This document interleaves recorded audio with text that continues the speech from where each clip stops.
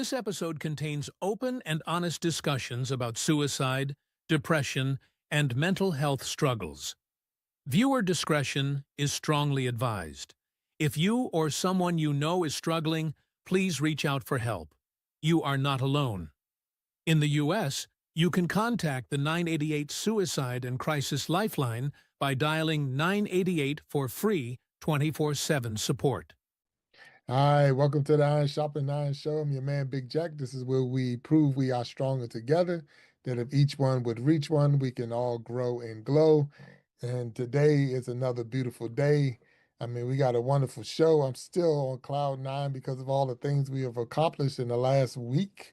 I mean, it's been a year, but just like they all hit us at one time in this week. So I'm super, super excited. And I don't, and I want to sing right now. That's how excited I am. I'm so excited. I just can't hide it. But so I don't even want to hold up anything. I'm gonna just go ahead and kick this thing off and get my man on stage so we can roll. So bear with me while I get my man on the stage. So hold up one second. Here we go for the Iron Shopping Iron Show.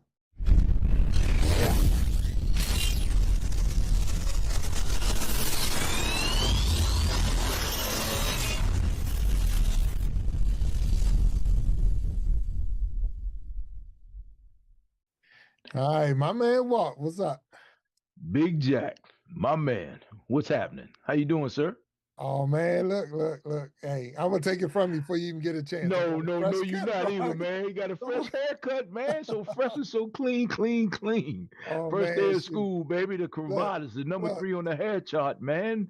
I'm looking. Come on now. Like, check it out. The thing was, man, we didn't hit some huge milestones. So we got 600 videos out. We got 200,000 views, 3,000 watch hours.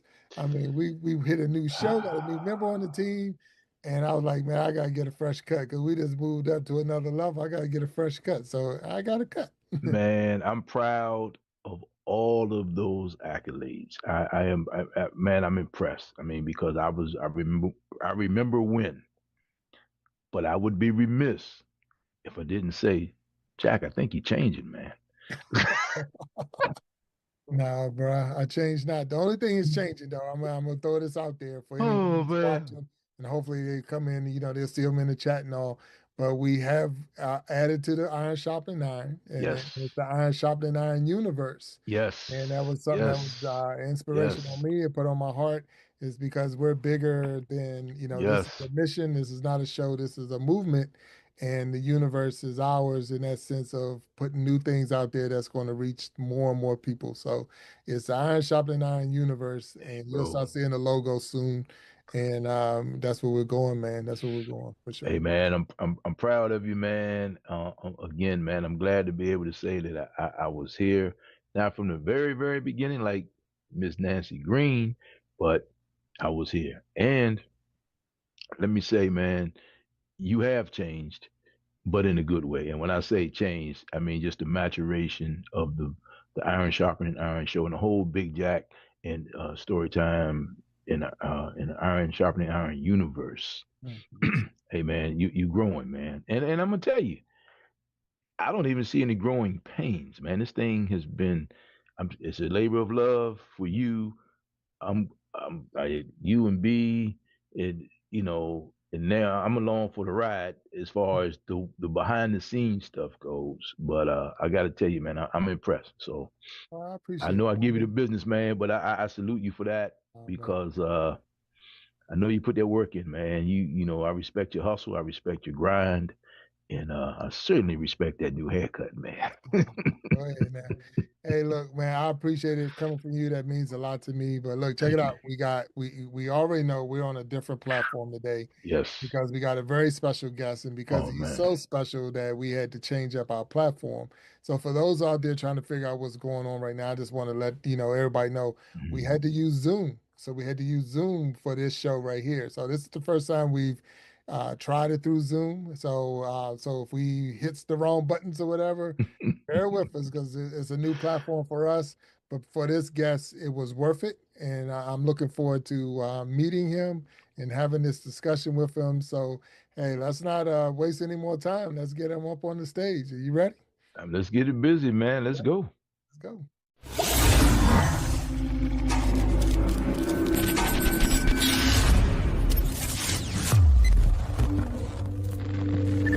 All right, welcome to the show, Zach Tidwell. This is the Iron Sharpening Iron Show. I'm your man, Big Jack, and I got Walt Talks up here. We are now live on YouTube, we're live on Facebook, and live on Twitch. And then we'll cut this show up and we'll put it on, what is the Instagram and TikTok.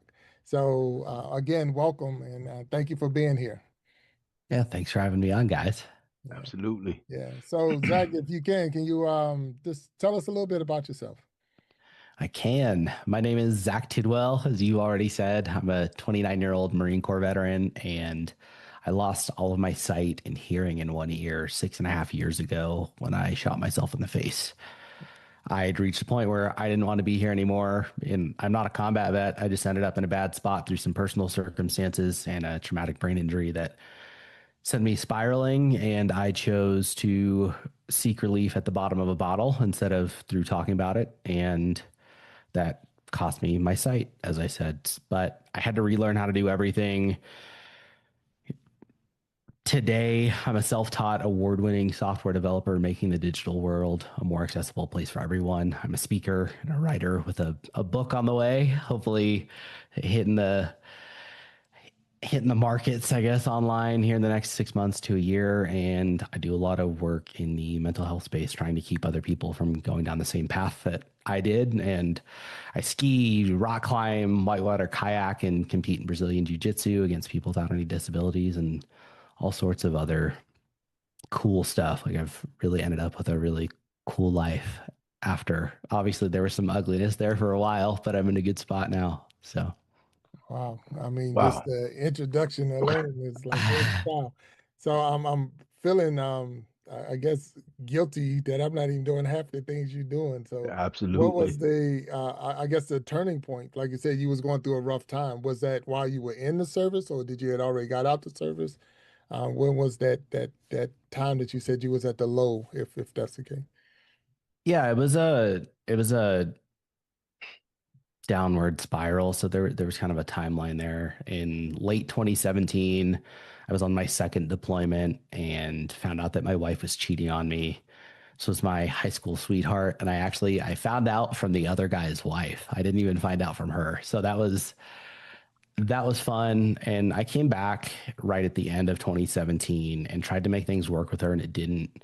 So I filed for divorce, and then shortly after that, I was in a motorcycle accident that left me with that traumatic brain injury that I talked about earlier. And up until that point, I'd been dealing with it. You know, I was not in a good spot, but I wasn't in a bad spot either. It was the normal pain you'd expect of losing your marriage to infidelity like that. But one of the things that I was doing to keep myself very busy, I guess it was really the gym, a lot of running, and obviously life in the Marine Corps infantry is already pretty demanding, but I was also taking my dirt bike to the racetrack. And after that wreck, that's the first time in my life that I ever started struggling with depression. All of a sudden, I couldn't escape my thoughts.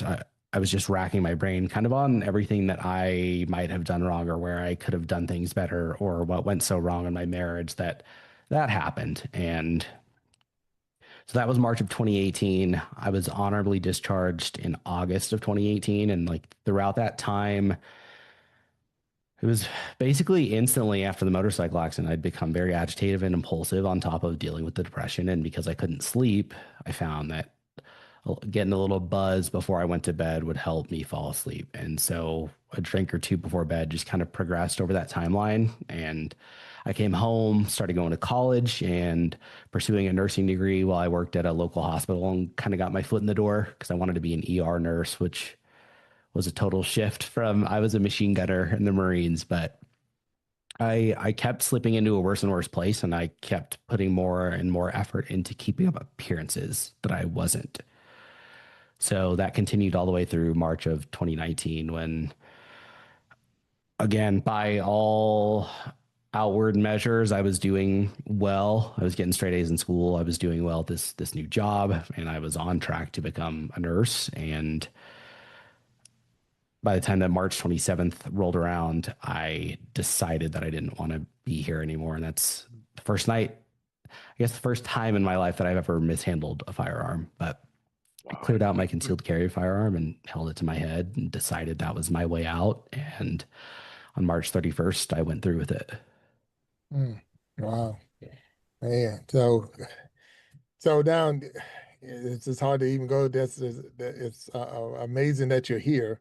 Yes. To ask you the question. So, what was the recovery? How did that go? So you already pulled the trigger. You said you mishandled your firearm for the first time, so you didn't. I know we were trained to, one shot, one kill, shoot to kill, center mass, all those things. But here you're still alive. So what was that like for you?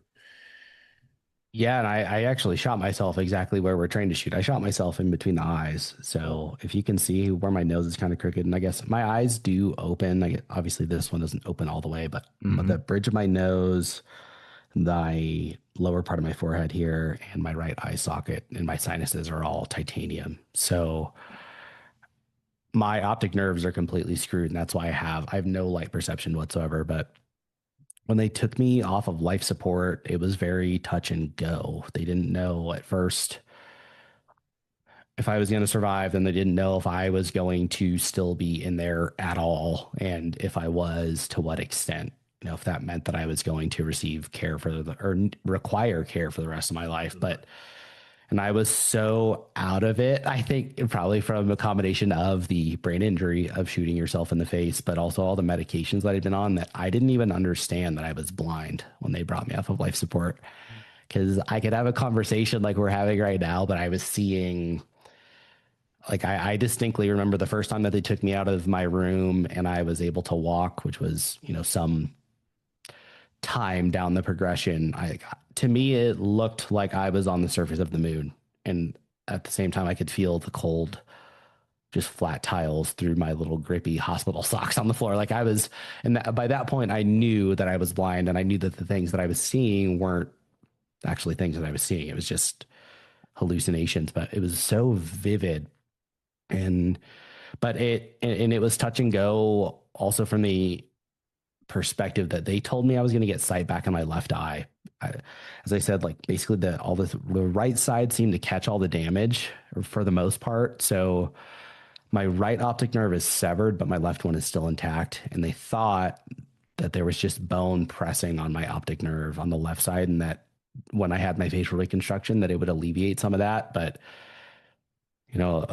a month in, or however long it was into me being in the hospital, because I was still in the ICU, and the doctors would come through every morning and do their rounds and be like, "What's your name? Do you know what day it is? Do you know why you're here?" And then we'd go through them kind of talking to each other and comparing notes and stuff. And one of the doctors came in and did her rounds, and she just dropped it on us with zero warning that I was not going to be getting any sight back. It was just me at the hospital. My mom's friend was there and my parents weren't there. She's just like, "Yeah, blah, blah, blah. You're going to be totally blind." And we were kind of like, "What? Like, what'd you just say?" And she's like, "Yeah, it says here you're going to be totally blind." And thankfully, I had already kind of leaned into learning whatever I could. So that hospital didn't know how to deal with a blind man in any way, shape, or form. And they had actually given me a Swiffer mop handle with a tennis ball on the end of it instead of a cane or anything like that, because they didn't know what to do. So not that I could get around by myself. Like at first I couldn't even sit up in bed. Like it was that bad. But as that day when my parents did get to the hospital, and we kind of started having a discussion on what life might look like. And of course, we had no idea. None of us had ever been around a blind person until we were, I was the first blind person that I ever met. So we had no idea what my life might look like, but my mom had thrown out the idea that I could get a guide dog, because I've always loved dogs. My dad threw out the idea that maybe I couldn't be a nurse, but I could be a therapist and use this to help other people. And I think I was still probably pretty concussed, because my mind went to the one experience that I have ever had with a blind person before. And that was the the salt and pepper shakers in the chow halls on my little area on Camp Pendleton in little fine print said made proudly by the blind and visually impaired. And so my response to my dad was, I'm not making effing salt and pepper shakers. He's like, it's like, what the hell are you talking about, dude? So I had to explain myself, but it totally, and it's silly and it's a funny little anecdote, but I leaned into learning everything that I could, and it wound up being the case that 8.5 months after I shot myself, I was snowboarding again. That was before I could cook for myself or anything. I was living at home with my parents. They were doing everything for me, and I had just like the very basic blind guy skills, and I was trying to learn them. But I was snowboarding again, and that was one of my favorite things to do when I could see. And that was my first taste of independence. And I just kept chasing it. And a month after that, I was back in college and I was pursuing a clinical psychology degree. And then 6 months after that, I was back out on my own. And when I was in the hospital and we had that conversation, I mean, the plan was I would live with my parents forever. Like that was what we thought I was going to have to do, was it would be with my parents or a nursing home. And in less than a year and a half, I was back out on my own, and like things were just things were just going, and they were really good for a while. And I guess kind of pause there because that was kind of the first little rising point out of all of that. Wow. I mean, I'm intrigued because my father, he's deceased now, but he had diabetes, and it ended up taking his sight. And listening to you talk about, being able to not really see it, but you felt it almost like it was there. And I remember being at baseball games with him, and he even tried to bowl and things that he could do, even going fishing and all kinds of things because he could remember what it was like before he lost his sight. So he remember, you just tell me where to put me in the spot. Your left foot is on the center dot. He said, okay, I know what to do. And he can roll the ball down the lane because he remembered that. So was it like that for you as far as snowboarding and other things because you just remembered what it was like? So that's how you was able to overcome that or maneuver through? I wish it was. I was god awful. It's not. I was good at it when I could see. I was really good at it, but I could not figure it out blind. And I think some of that's so. I was so early on to it, and doing anything like being out around any sort of noise or like having to use my brain really at that point was exhausting. And I guess I was pretty discombobulated. So I couldn't make it off the bunny hill, and I was just falling. I was smacking my head, and I was nervous that I was going to knock something loose because they just screwed my face back together. But I actually, these days, I ski and ski bike, and I've never gone back to snowboarding specifically because it just, I tried over the course of that first year, maybe year and a half, to snowboard more and more. But once I got on skis and on a ski bike, it just, I could do that stuff completely fine. And for whatever reason on snowboard, I get vertigo and kind of lose sense of direction. So I think now I could probably do it, but at that point, no, like nothing picked right back up where I left off. But it was the fact that was an option, and I wasn't stuck on the couch. I mean, my days at that point were pretty much doctor's appointments, or because I was living at home with my parents, it was doctor's appointments, working out in my dad's gym, or laying around listening to audiobooks and podcasts outside of, if I tried practicing cooking and had a parent watching or something like that, like that was, it was not a pretty time for me in terms of having any sort of quality of life. So it was just had that spark of having something. But was your dad totally blind? He ended up being, yes. So he Okay. ended up being totally blind. So I remember we went to a baseball game, and I would sit there and give him the play-by-play. And he would sit there, and it's almost as he was sitting there watching the game, or I would just tell him he just pitched the ball, he hit the ball to third, and he knew the game enough to follow along, to the point that we had a couple of fans sitting next to us that gave him their phone. It's like, excuse me, sir, can you take a picture of us? And we just like laughing because I'm like, he explained to him that he was blind, but I was like, you should have tried to Just take gone that with picture. it. Yeah, I'd have Yeah. loved to see what you got. So, but it was just they couldn't tell because he just was going on with life, and he didn't, he did lose his sight, and yeah, you lose, but he didn't give up. And I'm listening to you talking. It's almost like you didn't give up, and we're going to get more into your story for sure. But I'm curious because now I was an MP when I was in the military, so I was a military police, and we know it's against the law to commit suicide. It's against the law. And I've never talked to anyone who attempted it and didn't succeed. So I'm just curious right now, how did the legal side of this react to you because of what you did? I know you went to the hospital, but did anybody come after you in any kind of way because of what you had done to yourself?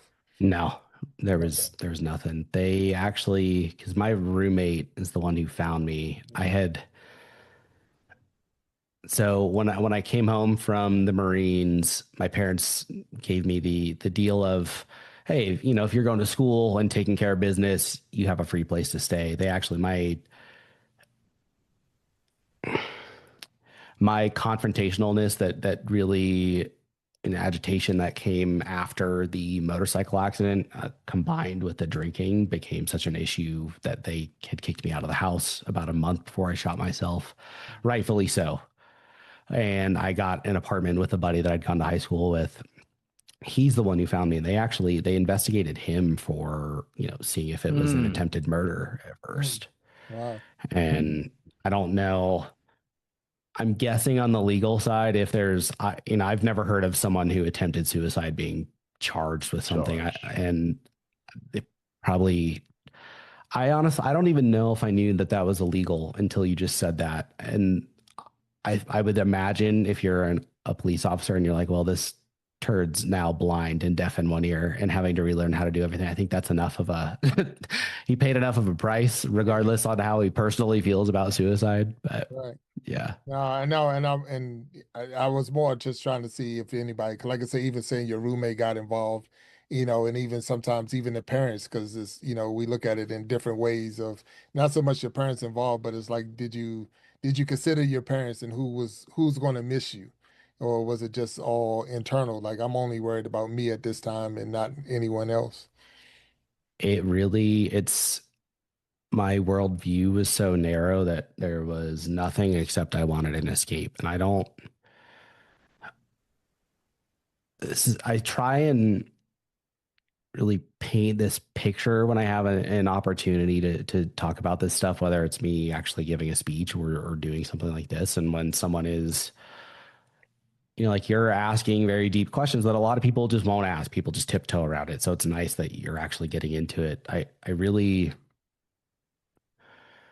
I'm a firm believer that by the time that you've reached the point where you don't want to be here anymore, you are no longer in a sane state of mind. And I say that because if you stop and think about any living thing on this earth, the all of our actions, whatever biological organism it is, comes down to first self-preservation and second spreading your genes.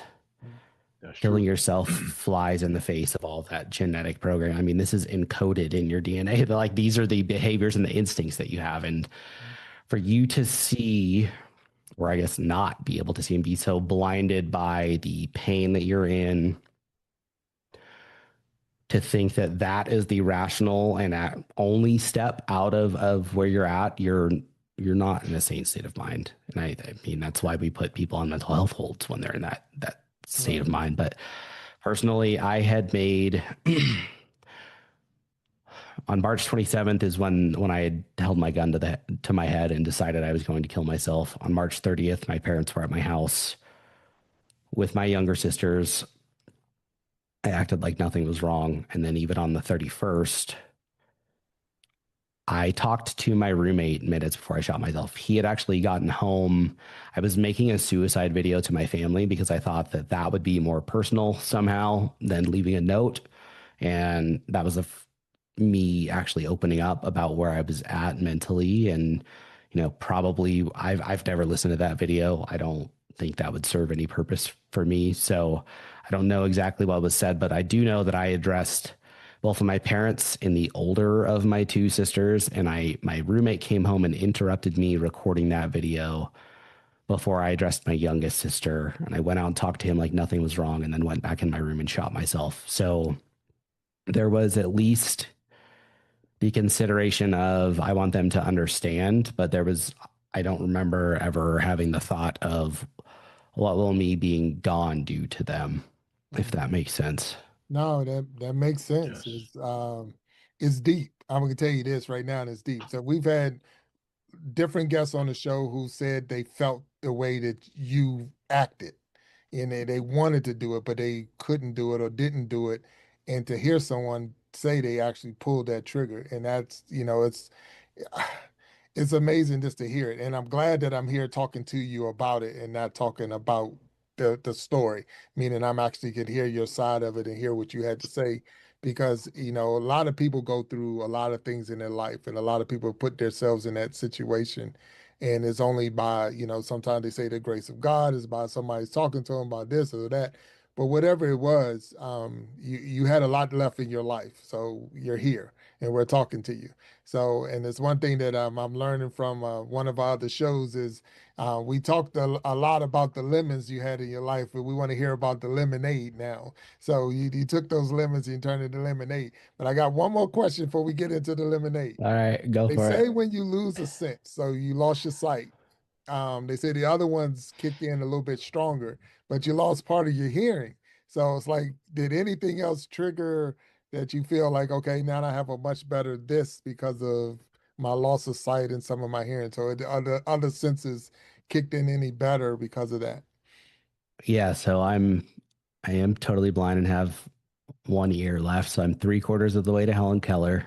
And I also lost my sense of smell, and my sense of taste is dull as a result of that. And Yeah. I have a bunch of nerve damage in my face. So what I do have left, I would say I don't know that my touch has gotten any more sensitive, but my good ear has gotten ridiculously sensitive. And I think I would say that took probably like 2 years for me to really start having any sense of direction with it and like honing in on things and starting to pick up. It's honestly, I think everyone has this. You just don't pay attention to it because when you see, you have so much other information coming in that obviously hearing is not your primary sense and you're not paying attention to all the information that you do get through your ears. But when I navigate with a cane or even through my house, I could walk through my house from, I'm upstairs in my office right now. I could walk all the way downstairs and probably all the way down to my basement without touching anything, just off of hearing, because even with the house silent, and if you go do this in your house, you might be able to notice it. Like you can feel it is like a sense of pressure in your ear where things open up or where they get closer to you, or if you walk past the doorway. And it's the same thing. I can be walking outside and I will hear that I walked past a light post. Of course, I wouldn't know if that's a light post or a tree trunk if I hadn't been by there before, but I will hear that I just passed that object and that it was not a very wide object, and that it was something, a post as opposed to a car or something like that. And I think that and my spatial awareness, like my ability to mentally map things out, has really, again, it took like 2 years before I started getting all of that, but your body is just, it's incredible what you can adapt to. Mm. It's pretty nuts. Wow. Yeah. I'm definitely. Walt, I see you up there. Go ahead, man. What you got? Man, so I just got a couple of things to unpack, and I know you're going to go to, but let's start with, man, thank you for your service, first of all. Oh yeah. Secondly, the one thing you did not lose is your sense of humor. And I'm sure that helps tremendously. And you talked about him asking questions, but having a conversation with you or listening to you, the two of you have a conversation, I never get the feeling like you don't feel like woe is me. Now, having said that, like you said, when you make a decision to do that or attempt that, you must have really been in a bad place, because there's nothing about you, the Marine, the outgoing person, that the average person, your friends mostly and family, not paying attention or just paying attention to who you are, clearly no one saw that, because if they did, they probably would have intervened, right? So I'm sure Yeah. people beat themselves up about that, and I'm sure you let them off the hook, so to speak, because I hear an accountability from you, that a personal accountability, a lot of people that haven't been through what you've been through won't even acknowledge about themselves. So as far as the census goes, Big Jack's father and I were good friends. He was like my big brother. And there was a time, man, I did not believe he was blind for the longest time, because he did have such keen senses, and he Yeah. did have a sense of humor, and he did like to give me the business so much. So I just really thought that he was punking me, so to speak. And it was just a weird place, man. But I gotta say, man, Zach, your story is tremendous. Like, so being in the Marine Corps, that's the upper percentile of the country right there. Being in the military is the upper percentile, and then the Marine Corps is, and I'm no offense, Big Jack, no disrespect to the Army, Right is on. But probably disrespect to the Army. no. How about that? You know, when somebody says that, put the helmet on, you know what's coming next, right? But I'm just saying, man. So I'm sure that training, that preparation, the things that you learned, you probably pulled on all those things after your accident, after your intentional, unintentional accident. And then you're going through this, just if I got my timing right, you're going through this during COVID. So, am I correct? So, there's not a Yeah. lot of interaction with you as a patient during COVID, because if you're home, that's one thing, but in the hospital, like I just remember my mother being in the nursing home, and I visited her through a window for a year, man. She was quarantined. So did that affect you also? Were you caught up in that? Yeah, I'll come back to I wasn't thankfully because I don't know Okay. what I would have done, because this was March of 2019, and that really started kicking off here, at least in Colorado where I'm at, like, end of Okay. 2019, I guess, rolling into 2020. But Okay. the I get coming back to I think the accountability piece, Mm-hmm. and specifically, letting other people off the hook. I don't feel like anyone, this is another thing I try and make a point to, because I think a lot of times, and this happened in my family too, even though I'm still here, they did really struggle with that. And they feeling that they missed something, and that where I wound up was their fault. Mm. I'm the only one responsible for, I chose everything. We always have choices. I chose to not speak up about where I was at. I chose to drink it away, and I am the one who chose to try and kill myself. No one else is responsible for my choices. And I think that's important to communicate, because that doesn't just apply to me. That applies to outside of, malicious inaction, from a Mm-hmm. bystander who knows that someone is struggling, that if you got left behind after a suicide, that is not your fault. You see so many struggle and even follow up with their own suicides because they can't get past something like that. And this misplaced, understandable, but misplaced sense of guilt, or, load that people have taken on afterwards, that it's not, it's unfortunate, but again, the responsibility falls on the person who did kill themselves. And it's tough, but in any sort of mental health situation, or even addiction, which, has been part of my story since as well, Mm-hmm. there's hordes and hordes of people in the world who want to help you, but like no one can help you until they know that you're struggling. And so, like, that first step has to come from that person wanting to help themselves. Right. And that's this, it's a conundrum, because it is, how do you help someone who doesn't know that they need help? How do you know someone Yeah, who right. doesn't want the help, isn't ready for it, isn't willing to Mm-hmm. accept that they need it? Like, it's tough. But so again, I just wanted to harp on that, because I've seen Yeah. that effect in my own family. And I know that's not a one-off thing. That's very, very common. And people come up to me a lot and talk to me about that. But on the COVID side, had I been cooped up like that, where I couldn't Mm-hmm. have visitors, I don't know where I Okay. would have wound up, because even though my family and I had reached the point where they kicked me out of the house again, rightfully so. But Mm-hmm. you know, and they were at the point that the day before I shot myself, they had come to just see my new apartment. It's not like I was excommunicated from the family, but we also weren't on great terms. But they were there with me 24/7 there while I was on life support. And even when I was first, it was clear that I was stable and that I was actually comfortable being alone. Cause you know, that was even Right. being in the hospital and not being able to even sit up in bed, even after I was totally cognizant, was still, that was scary. I was totally, I couldn't do anything for myself and was now had lost most of, you know, my primary sensory inputs from the world. So like I had incredible support from my family and I don't know where I would have been without that. I've been very fortunate in that. Wow. Wow, that's incredible. Let me also ask you, if I may, uh, you mentioned your motorcycle accident, which kind of started this whole situation. And I'm a biker myself. So you said you were a dirt bike guy, or you a street bike guy? I had a street bike prior to the dirt bike. The accident was on a dirt bike though, at a racetrack. Okay. And then I think you mentioned Colorado. Is that correct? Yeah, that's where I came back to after the Marines. Okay, no, because I had the pleasure of going across country on a motorcycle, and that $1 million highway is incredible. Have you ever ridden that? Uh-uh.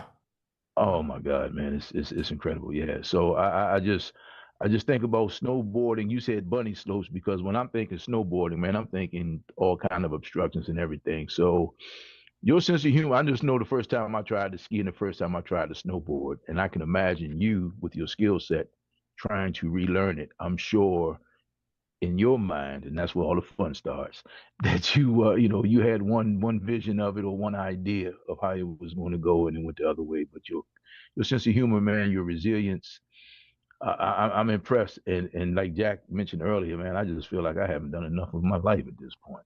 I mean, I feel like I've just been slacking, man. And I live a pretty good life. I live a pretty cool life. But man, I'm just sitting and listening to your story. I'm looking forward to the book coming out, and I appreciate you sharing this part. And I'm sure you have, the lemonade is coming. But you're talking about this so matter of factly, man, and I know, the way you're talking about it now doesn't really fully represent what you actually went through and the struggle you went through. But I will say, I mean, something going on in your life, not you, but us. It's just like, okay, now what am I really upset about? What am I really mad for? How unappreciative am I? How much do I take for granted on a daily basis? On a daily basis. So thank you for that, because again, in the Big Jack show, the Iron Sharpening Iron show does this all the time. It's like, I learned so much. And just in this last 20, 30 minutes, man, that we've been talking, or you've been talking, I've been listening. It's just, I'm just like, wow. So I'm looking forward to just sharing this with my friends and push and play it, man. Like, come talk to me after you hear watch this, Zach Tidwell's story. Yeah, you watch this and then come talk to me and tell me if it still matters, You man. watch this because he can't. Yeah.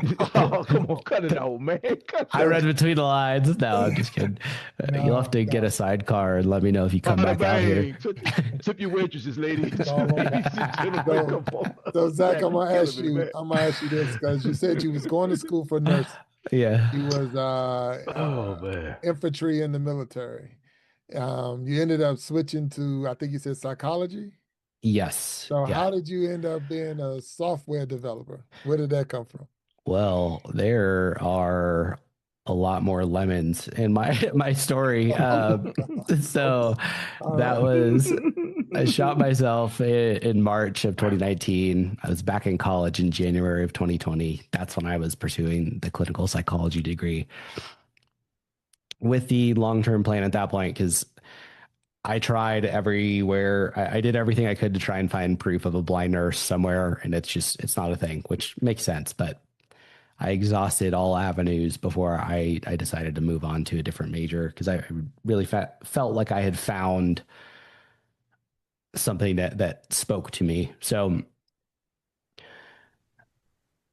started school in January of 2020, was back out on my own that summer. And by the next summer, the summer of 2021, my college stopped making my content accessible to me. So like, even, you know, you guys have made some adjustments here so that I could join the podcast, because the usual platform that you use isn't accessible. I use screen reading software where my phone and my computer can read textual information from the screen aloud to me, but certain steps have to have been taken in whatever I'm accessing for that to be possible. And up until that point, so from January 2020 up until the summer semester of 2021, my college was converting my lectures into formats that I could access. My textbooks were entirely different formats that they would convert, you know, an online textbook into a Word document. So I could, because I can access that, or my different assignments, and all of it was being converted into formats that worked with my screen reading software. And that summer semester of 2021, they stopped doing that. It was, someone dropped the ball. It was me getting into my first statistics class. It was my first math class as a blind guy, which everyone knows math is already a problem for Marines, but it's also notoriously a big issue for blind people, because it's not easy to make accessible. So my college just stopped, and all of a sudden I could no longer independently pursue my education, even though by that point I was living on my own. I was skiing, and I was starting to learn how to whitewater kayak, and was starting to do Brazilian jiu-jitsu by that point, and living entirely on my own. But if you sat this stupid math homework in front of me, I couldn't do it by myself. And that drove me nuts, because that whole driving force me that whole time was the fact that I wanted my independence back, and I had earned it. And then because someone else wasn't doing their job, like all of a sudden I didn't have it. So the college assigned someone to be my eyeballs and read everything to me physically, and also push buttons and do everything for me, basically with me instructing them by my voice. And that it didn't sit right with me. And I made it to the first exam of that course. And that night that we took the first exam, I was like, you know, screw this. I'm going to blow off some steam.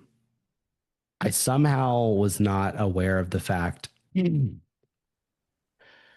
I guess it was because my mind, or my picture of an alcoholic, was the drunk homeless guy passed out on the corner or on the bus, or whatever, you know, the guy with the DUI. So because I didn't have any of that leading up to my suicide attempt, I was definitely a functional alcoholic. I just didn't see that. So when I ordered alcohol that summer in 2021, it just kicked off. You hear this a lot in recovery. People talk about this, where if you pick back up again, you will, if not instantly, in a very short period, will be back exactly where you were before when you stopped the last time, if not in a worse spot. Right. That's how it was for me. There was no more, it was not functional.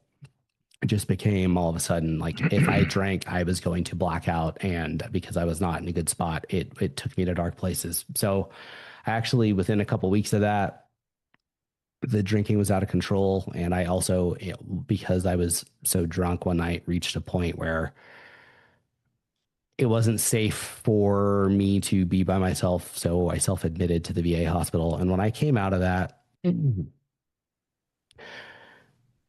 kind of, my parents had the conversation with me of like, why are you doing this? You know, why are you putting up with this stuff? And I was like, well, you know, I have these goals and I want to do these things and I want to help people.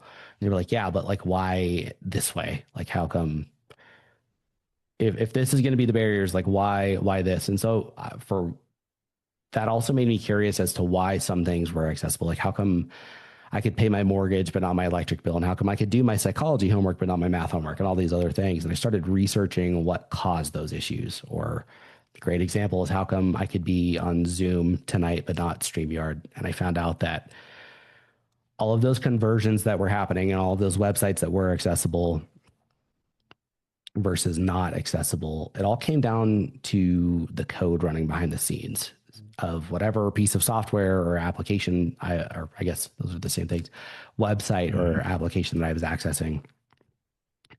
Because developers as I was reading about this, developers could take specific steps to make their software accessible. And it's all just about the leaving critical information available for the different access technologies to access, whether that's a screen reader or magnification software or voice control software. And so I decided, because this is a very prevalent issue, like most software is not accessible. So I decided, seeing that was how I could have an impact, that I was going to drop out of college and become part of the solution. So in October, I did drop out of college and I started teaching myself. And that was just me Googling and reading stuff online and figuring out how to do it and writing code and figuring out how this worked and how that would break something and how this didn't, and researching what language I needed to use to be able to get my software on whatever platform I was targeting. And as I was making progress in that, my drinking was also progressing. And so on one hand, I had this full-time job basically of teaching myself how to code. And the other side of it was, I guess I was coding while I was coherent enough to do so. The other side of that was I was drinking like a madman, and it became clear that I needed help. So I tried AA and that didn't work. And I tried outpatient rehab through the VA and that didn't work. And by the time that 2022 rolled around, again, this whole time I was teaching myself how to code, but I accepted I needed to go to a true traditional like inpatient rehab facility. I had my ticket all lined up. I'd paid for my spot. I was waiting to fly out to California to go to this place.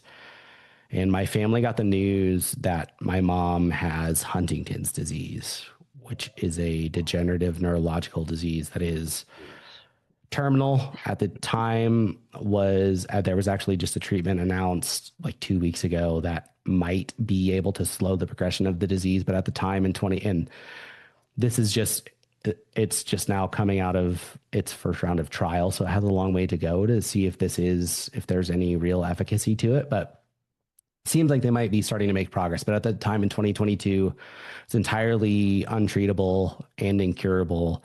And it begins as a kind of a behavioral and then speech and movement disorder. And over time, it's killing your brain tissue. And that's where these issues are coming from. But at the end of the disease, you are reduced to a vegetative state.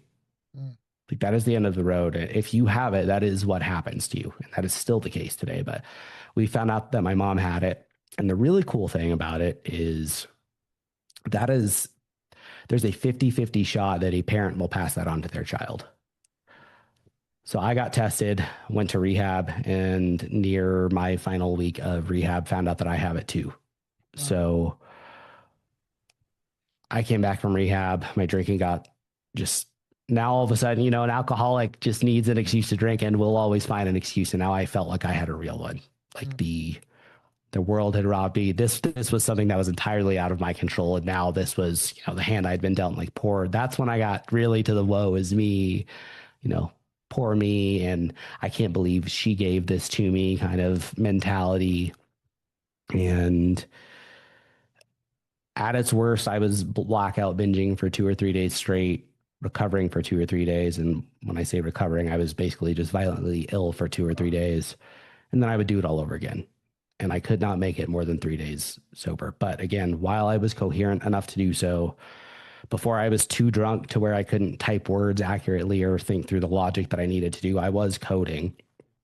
And on the 4th of July in 2023, I released my first piece of software. I had started an LLC, and it was just a word puzzle game, but it looked and functioned normally for people without disabilities. Like, you guys wouldn't have known that there was anything special about it. It probably would have looked a little plain because I programmed everything, including the visuals, but it was also accessible to virtually every physical disability. So if someone was totally blind, their screen reader could read everything aloud to them. If they were legally blind, it would automatically infer from their device settings, like, maybe we need to increase the font size and decrease the amount of animations that are used on screen so their eyes can track it better. And maybe they'll use high contrast colors so they can see the differences in these changes that these exaggerated differences in the screen are making. And if someone was totally blind and totally deaf, they could use my software with Braille. I mean, there's these little electronic Braille displays. So like someone could play this iPhone game with Braille. And if you had no arms or you were paralyzed, you could use it with your voice. And it was just all of a sudden people started reaching out to me and telling me that like this, sharing the impact that this stupid little game was having on their lives. Because again, it is, I try and stay away from, again, painting like the poor me side of things, but having a disability like this is life changing. There's a lot of added friction throughout the day to do anything, and especially in the context of software being accessible and not with most things being inaccessible. It's you could be as independent as you want, but if someone puts an inaccessible piece of software in front of you, if you have to try and get new home insurance and you can't do it like that, it's just there's all these little things. So these people are reaching out to me where it's a lot of these people have a lot of doctor's appointments and they're stuck on bus in public transit because they can't drive, but they can't afford an Uber. So a lot of their days are just stuck kind of with all of this added friction in their lives. But all of a sudden they had this little word game where there was no hoops to jump through, and it was a nice little escape from the day. And maybe now I can participate in this.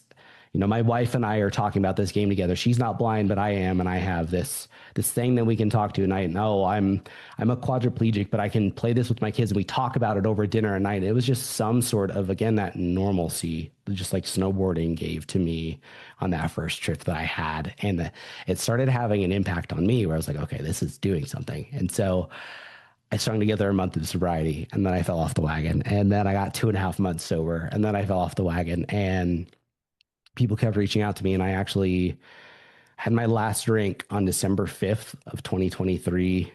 At the end of that year, that game won 2 Game of the Year awards, specifically because of all the adaptations that my code would make behind the scenes. And things have just kept pushing from there. That was me refining my purpose and refining a sense of identity. And I started writing my book in the beginning of 2024.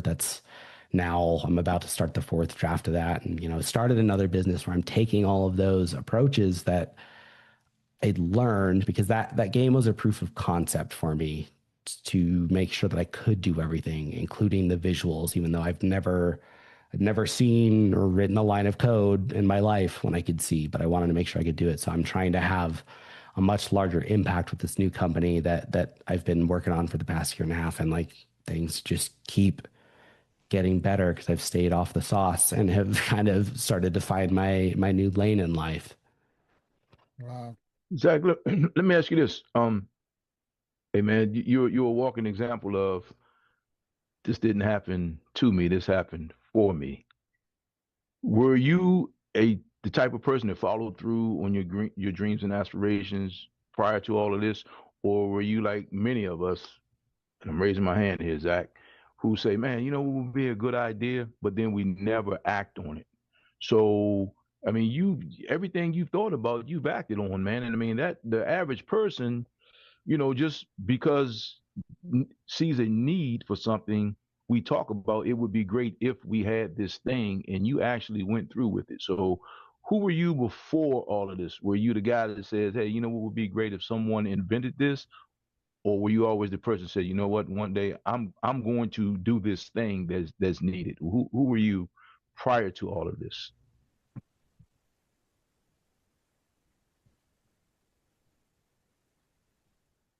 I've never, that was my first time, I guess, making something, but I think I've also never thought about this before. So I'm talking out of my butt right now, but Okay.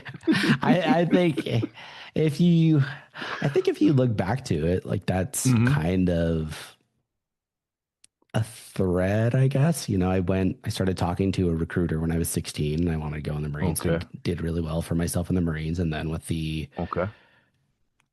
actually, I don't know, because I was kind of a dirtbag after I got out of the Marines with the drinking. So, but at least from the blindness, since I've been blind, I feel like I kind of Okay. have, I guess. I don't know. I don't know what that is. Spite. That I don't know. Yeah. So now, You will Zach, not lose. I mean, you have a winner's mentality, man. That's how winners think. So Hmm. yeah. so Sorry, Zach, Jack. I'm sitting there thinking because I know that there's a program. One, you said you're 29 now.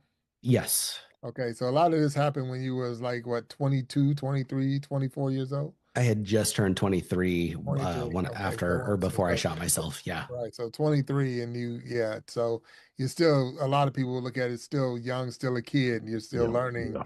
And here you're, making, that move, but at the same time, the things you did afterwards was just, it's very mature. There's a lot of people, they say our brain don't even mature till we're You're 25 years old. 24, Here right? you're, now with all these different things.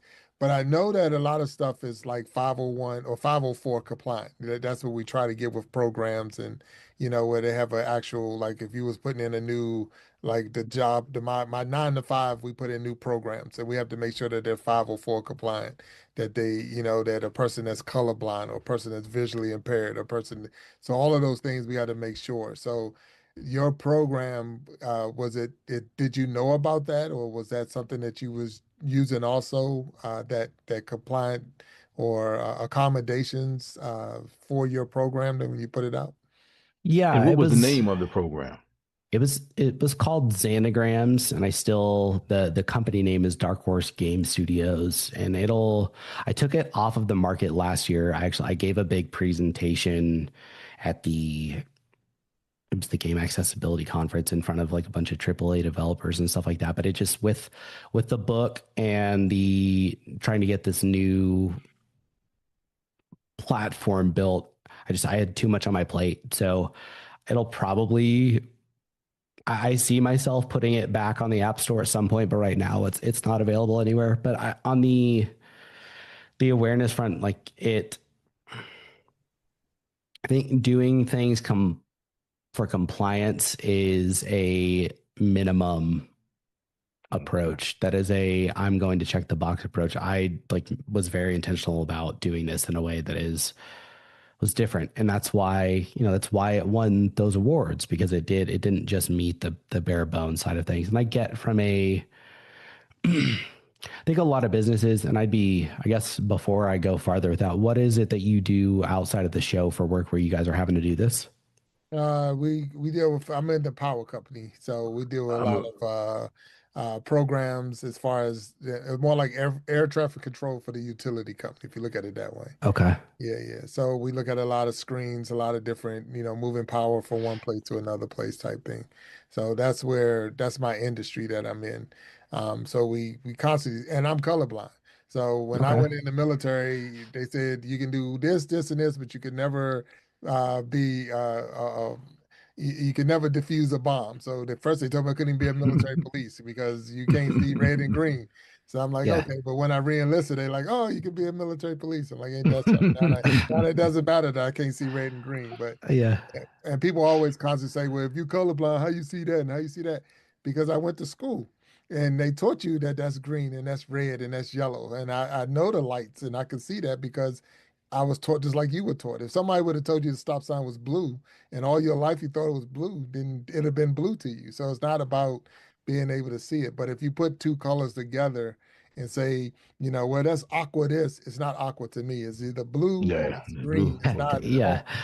so that's where I'm at with it. But at the same time, the programs that we're using now, we make sure that a person that is colorblind, because a lot of men are colorblind, and we saying okay, and a Get it lot of from the our colors that we mothers. are using are red and green. So it's like a red green colorblind. It's hard to maneuver around the system. And now I'm talking to you, I'm like, what was I complaining about? Because you doing all of this maneuvering and it's not colorblind, it's blind. So, and that's why I'm more saying was you thinking in that say, and I appreciate what you're saying. A lot of people it is just checking the box. So for you, you wanted to go deeper. You was trying to not check the boxes, but you was crossing every T's and dotting every I's and everything else that you could do to make sure that this program was for everybody. And that's again, that's a mindset. I know where Walt was coming from. A lot of people would think I'm just working on me. I need a program for myself. You put a program for everybody. And again, would you have done that had you not been in that situation? Because Definitely well, you not. probably would have been a nurse, so you wouldn't have been doing programming at all. So Yeah. I I remember like it was when I was in college after I got out of the Marines when I could see still. I saw something, I think it was in like Google Docs. I saw accessibility settings and something that hinted at blind people using computers. And I was like, that's effing stupid. Like that makes no sense. Obviously, blind people can't use computers. So, and I never would have written, I had actually, I think I misspoke earlier because I said I'd never seen a line of code. I'd definitely never written a line of code. I distinctly remember looking up like, oh, how do people make these apps or whatever, and seeing code and being like, screw that, that looks like it sucks. I'm not doing that. So this is Mm, not something I ever would have done before. yeah. mm. But Yeah, when I first went into college, I said I was going to be I was going into computer science, and the 5 hour calculus class broke me off, but the COBOL class really messed me up, and I'm like, Kobo, yeah. this is crazy for people to go behind the scenes and is this and that and you couldn't make even one mistake and it was an error all the way across the board and this. So I got out of that, but at the same time, it was a desire. But now you're doing it. You're doing it. So tell me about your books. I'm hearing about the book. So what's the name of the book and what's the book about? yeah, so the title is still a work in progress because I had initially said I wanted it to be Raw Dog, and then with the subtitle, and the people that I'm working with that are the company that's gonna help me publish this was like, hey, do you know what comes up when you Google Raw Dog? And I I was was just like, about to ask you. that's why I did it though. It was my sense of humor. It was Raw Dog, but it was Oh also a double man. dog being raw with his feelings. So it was supposed to be Oh funny, man. but they were like, "Yeah, man, you got to redo that." But I'm playing with the formal title names, but the subtitle I think is stuck, and that is A Blind Marine's Journey to Death's Door and Back. So we'll see what the actual title ends up being. I think it'll probably be out in 6 months to a year, but because this new the book kind of wraps up with where I'm at today and being in a better spot, and part of that is with this next phase of trying to have a much bigger impact. Again, that Xanagrams was a proof of concept for me, and though it did really well, I want to have something with a much bigger impact on people's lives, and so that's what I'm trying to do with this. It is in the education space and trying to address some of the issues that I had in college, and that's about as much as I'm willing to talk about it right now. But the book itself really dives into it's all of this. It's a memoir, so I've also skipped over a lot here, right? We have an hour to talk. This is Mhm. it's a lot. It really dives into this stuff from nitty gritty wise, and I've got a lot of strong opinions in the mental health space, and specifically on some of the things that we've talked on. Like, we have to realize that the people who, like myself, had agency in our decisions, and that it's not your fault if you get left behind. And hopefully, it's not in no way, shape, or form am I lending advice or saying that I have answers, but I do think exploring it on in such fine detail, and both from the perspective of where I was at, where a lot of these things were going on, and where I am now can save lives. Like I've seen that when I give speeches, there's always someone who comes up to me afterwards and Yeah. is like, I've been in a horrible place. A lot of times there's tears involved with this, but it is them coming up and saying like, oh, this just made me realize that I need to go get help. This is, or I wish my now deceased husband would have been able to hear you talk, or because that's all I really think if I had heard someone or read about a story like mine, that as I was approaching that point and as I was doing everything that I could to keep up appearances that I was okay, that this probably would have snapped me out of it. Right. Right, yeah. Yeah. We one of the shows we do, this is the Iron Sharpening Iron show, of course, and it's where we prove that we are stronger together. That's what the part of the motto is. But one of the things we do, we call the Gentleman's Journal. So we get different men up on the stage and we talk about different topics that men face. and mental health, of course, comes up several times, and a lot of it is men don't know how to say I need help.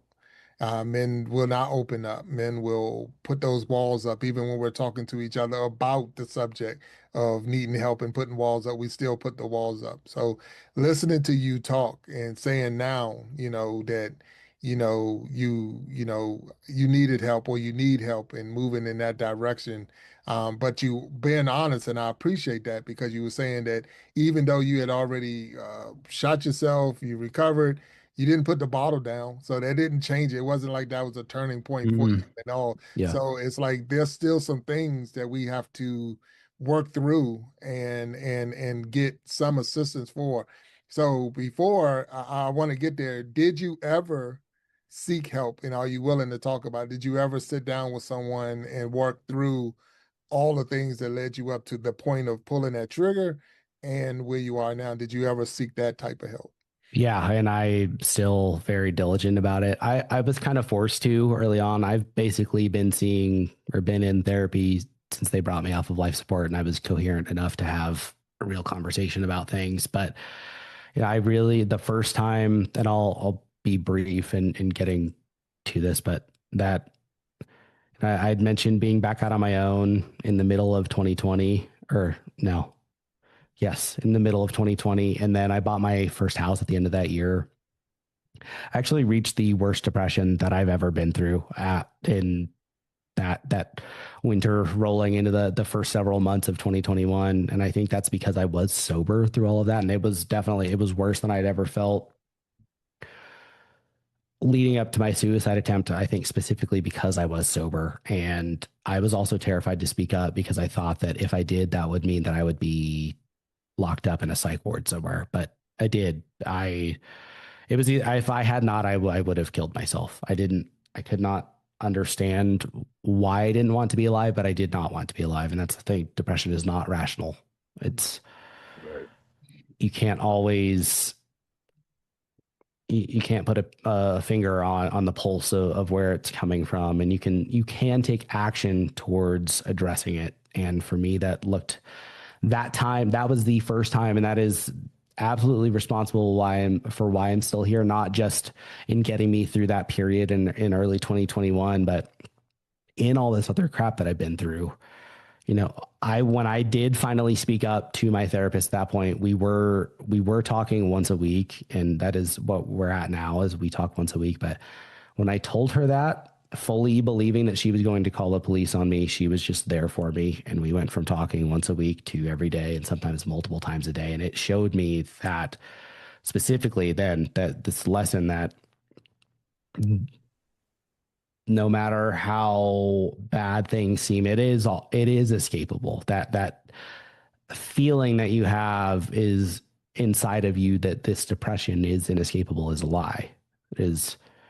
And I fully understand that. I've been there, and I felt that way when I spoke up to her, but getting through that showed me that is not true. But you have to, coming back to what we talked about earlier, you have to make the choice to help yourself and know that it is going to be extremely uncomfortable. It is going to be probably drawn out. It's going to be painful. It's going to be difficult, but it can and it will get better. Like I used to not even be able to talk about stuff with my ex-wife, much less the suicide attempt.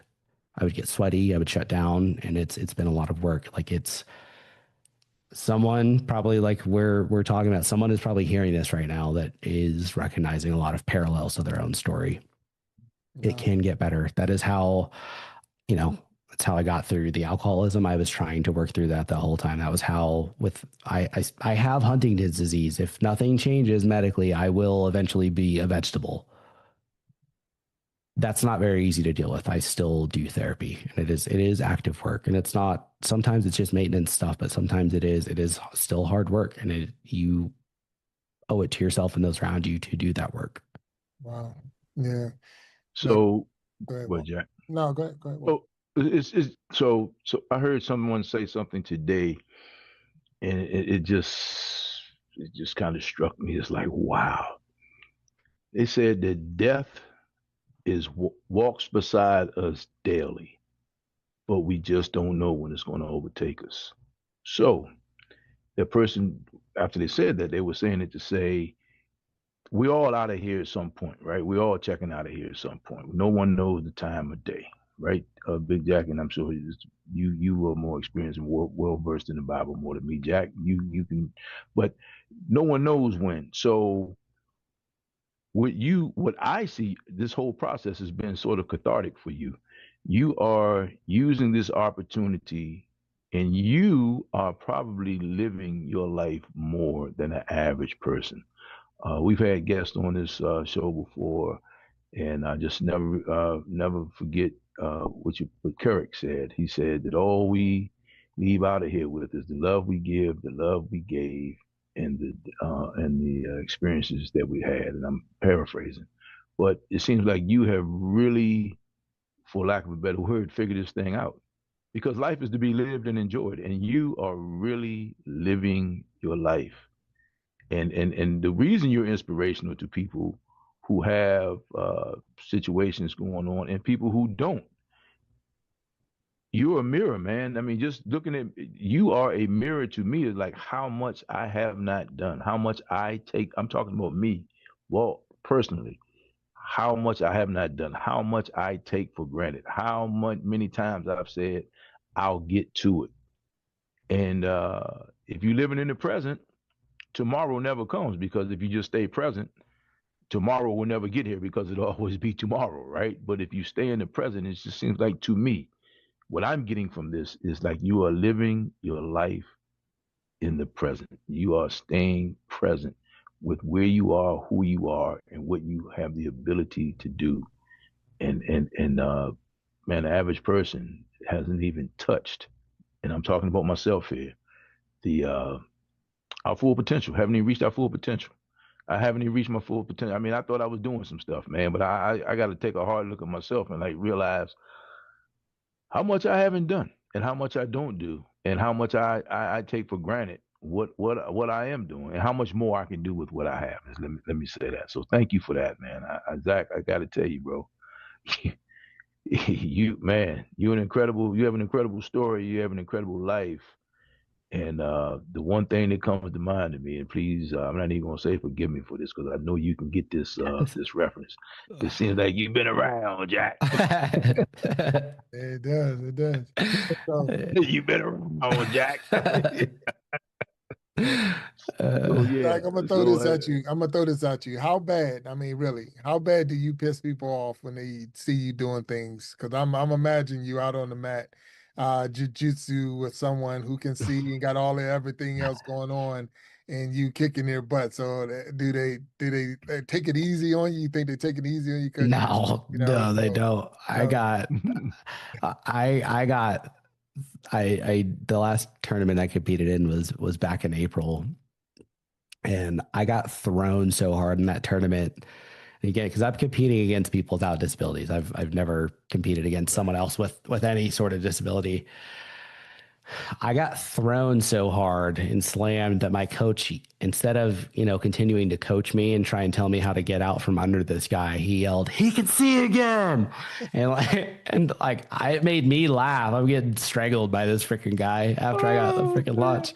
Yeah, people don't take it easy, and I don't want them to. right, That's the cool right, part about it, is even though that guy whooped me, I'm like, well, you beat a blind guy. But when I beat you and it's in front of your wife and right. kids, Yeah. you just got your ass beat by a blind guy. That's what I I was don't sitting know. there thinking. Hey, I thought you were gonna say your coach was gonna do the Rocky, like stay down, stay Oh down. no. No.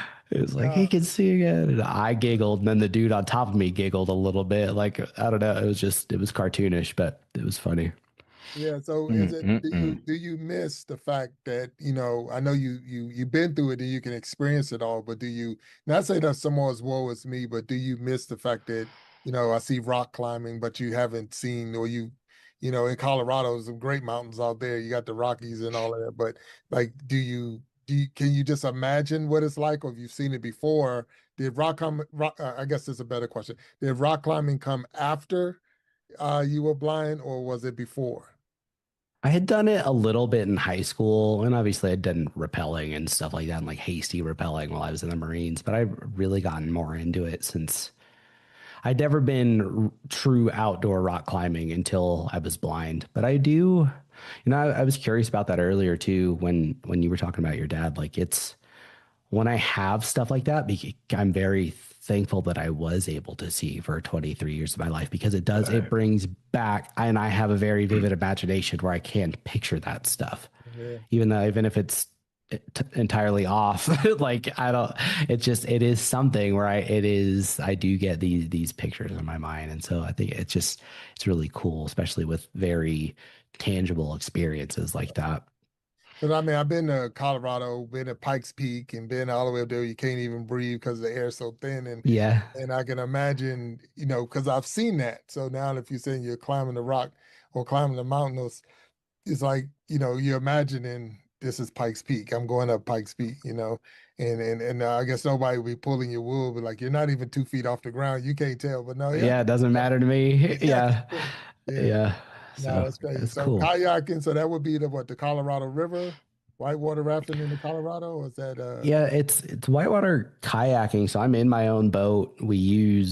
I'm not tethered to anyone. It's the same way when I ski. We use radios because I can't follow sound to save my life with the one ear. But I can if it's quiet. But obviously on a river or when you're skiing, it's not Right. very quiet. So we use radios, and I've done some on the Colorado, some on the Arkansas River. I was just out in Washington D.C. I guess we didn't really do any whitewater, but we kayaked on Oh the wow. Potomac a little bit. But yeah, so I've gotten to do. I've done some up in is that Yellowstone?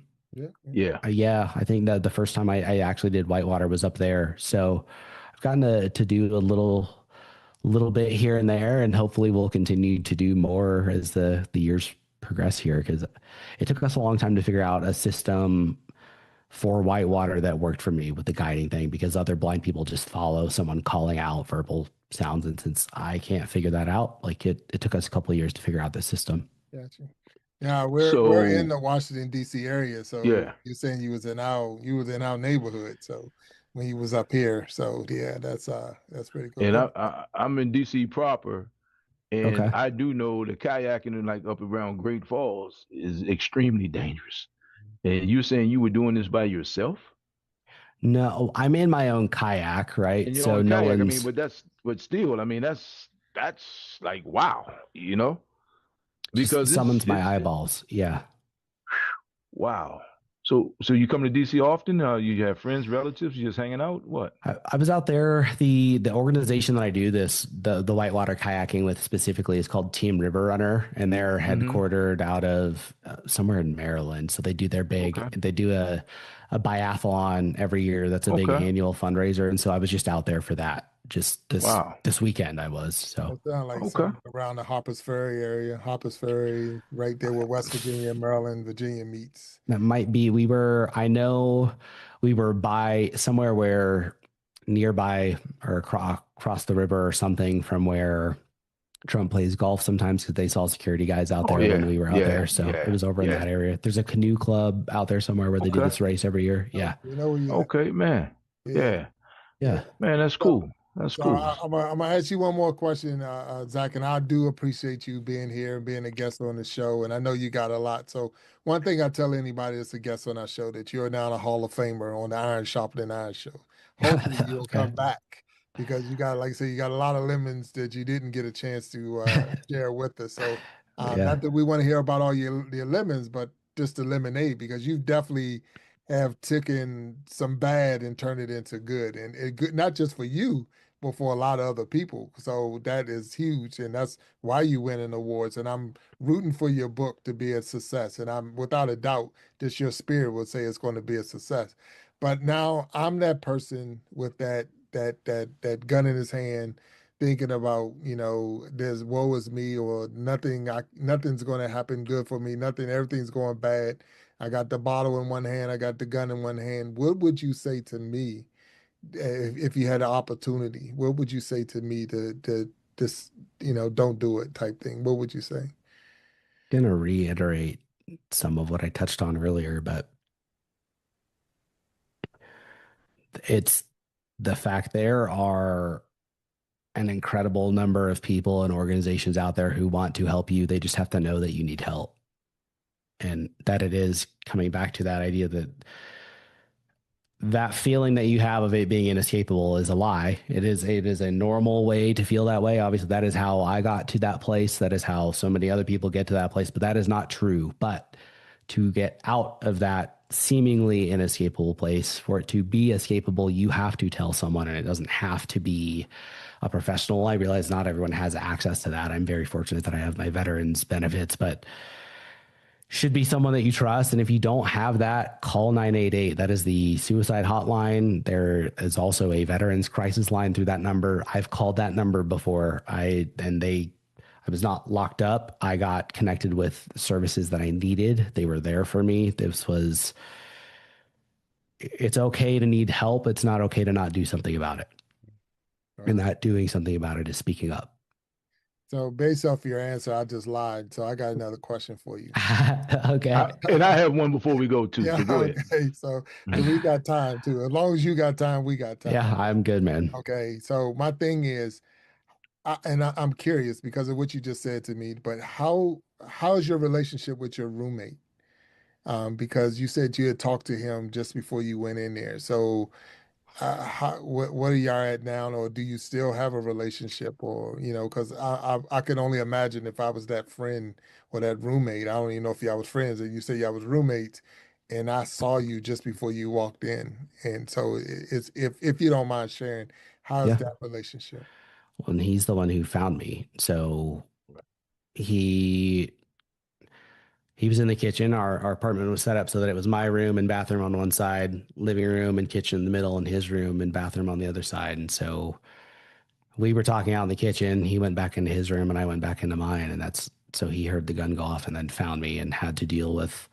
I woke up while he was on the phone with 911 and was asking him for help in water. And he had to deal with all that and then get investigated as if he had been the one who shot me. So I actually just reached back out to him and apologized to him here in the last couple months. So for 6 years ish, we didn't have a relationship. He was there. I think he came and saw me in the hospital once or twice, and I held a lot of resentment that he disappeared after that. In the time, being in the midst of it, not realizing what effect my actions had on him, it took some time to realize that. But then I also felt bad about reaching out, so I just didn't. And when I did finally reach out to him a couple months ago, it was very interesting to hear he had not reached out because he thought that I would be mad at him for him having saved my life. Oh wow.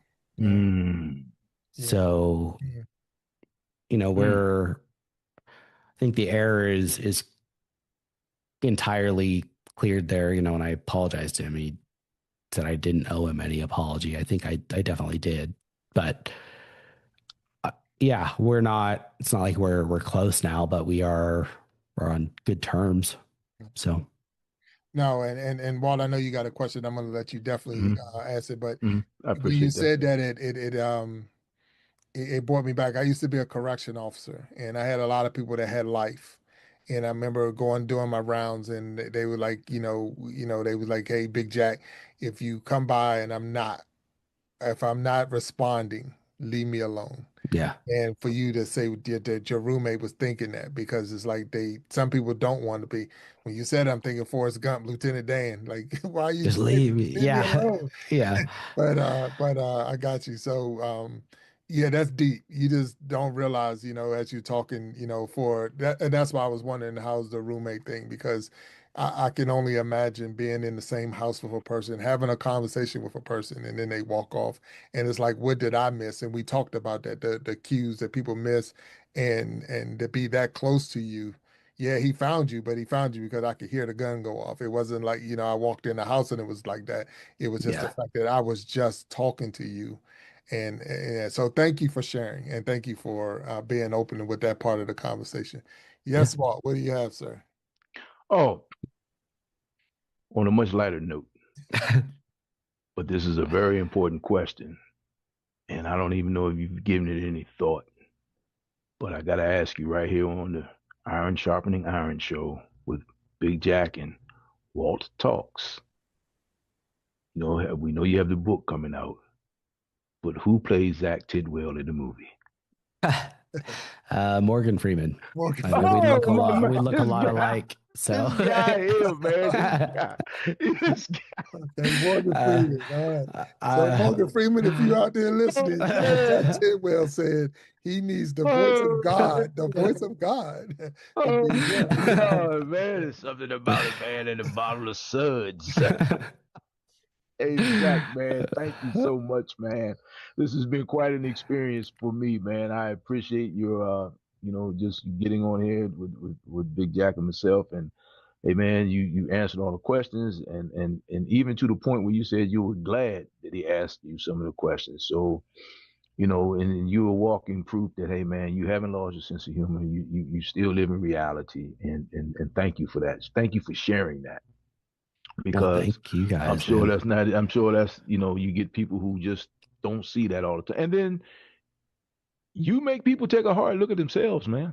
100%. You make Yeah. people take a hard. It's like looking in the mirror, man. It's like now, why haven't I done this, Yeah. that, or the other? What's my excuse? What's my excuse? I mean, you kind of messed the game up with that, Zach. So I want you to know you kind of messed the game up when it comes to excuses about why you haven't done stuff in life, man. So thank you for that, man. Really. Make me revisit some things. I think I may go ahead and I always wanted to be a '70s actor with an afro, but I don't have any hair on my head, Put it so Go get that's. plugs. That's it. That's it. That's it. Get them plugs. He probably already tried Hey, that. bro. No, you see, exactly. You see, that's a shot. The Yeah, guy yeah. takes shots all day long, man. He takes shots. Look, hey It's Zach, all we're right. gonna ask you, and we're gonna close the show. We're gonna ask you just to stay back with us as we once it's over and go, behind stage with us. For everybody that's out there, we thank you for tuning in for the Iron Shopping Iron Show. We had Zach Tidwell with us, amazing person, amazing story, and can't wait for the book to come out. And when it comes out, hopefully Zach will come back on the stage with us and let us know that the book is out. But while you're out there, we ask you to continue to watch the Iron Shopping Iron Show, and we got all the spin-offs that's going out there. So tune in. We're changing the name a little bit, so you'll start seeing a little bit different because it's the Iron Shopping Iron Universe, and because we're adding so many different things to our brand. So with all that being said, we ask you to stay encouraged. Thank you, Zach, for that. And stay sharp, and we'll see you next time on the Iron Shopping Iron Show. All right, and have a good night. Not Thank everyone.